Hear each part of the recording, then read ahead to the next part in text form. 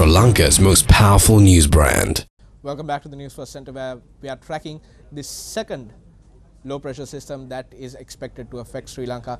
As you can see, this low pressure system that is in the southeastern Bay of Bengal coming in from the Indonesian side is located about 1,300 kilometers away from the Sri Lankan coast. However, as you can see, the outer edges of this system are lining up along the country, so we can expect heavy rains caused due to the outer edges of this storm, which is currently 1,300 kilometers away from the coastal area. But now this low pressure system is expected to develop into a deep depression within the next 24 hours, and it will consistently move towards the island, but it will not be making direct landfall. Let's take a look at the prediction and the predictive model for this weather system over the next couple of days. As you can see, the outer edges of this system will be affecting the country.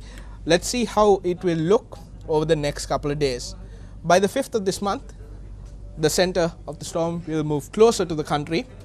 By the 6th, we can see that the system will be clearly moving away. However, the outer edges will be still affecting the island, so you can expect heavy rains in the northern, eastern, north central, as well as some areas down in the east. So northern, north central and eastern provinces are expected to receive a considerable amount of rainfall due to this low pressure system that is about 1,300 kilometers away. That's it for now. We will have more as and when we receive the details.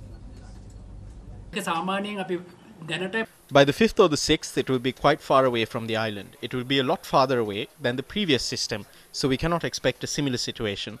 But we need to remain vigilant about it, and we are making regular forecasts. The appropriate thing to do is to follow our forecasts and act accordingly. The fishing community needs to exercise caution over the next 4 days. I am asking the fishing community not to set out to sea on these days, especially on the 5th and 6th in the Bay of Bengal.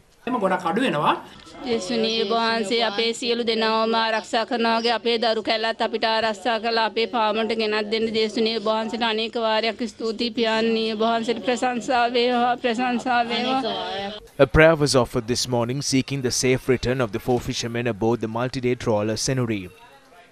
The control room at the Fisheries Department noted that the vessel had suffered technical faults during the storm and had drifted towards India.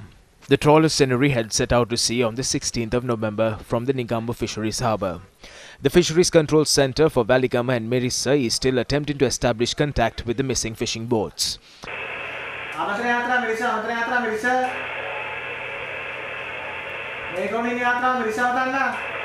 Fishermen in the north and east refrained from setting out to sea today. The Fisheries Department control room says that over 20 boats have drifted towards India and the Maldives during the storm.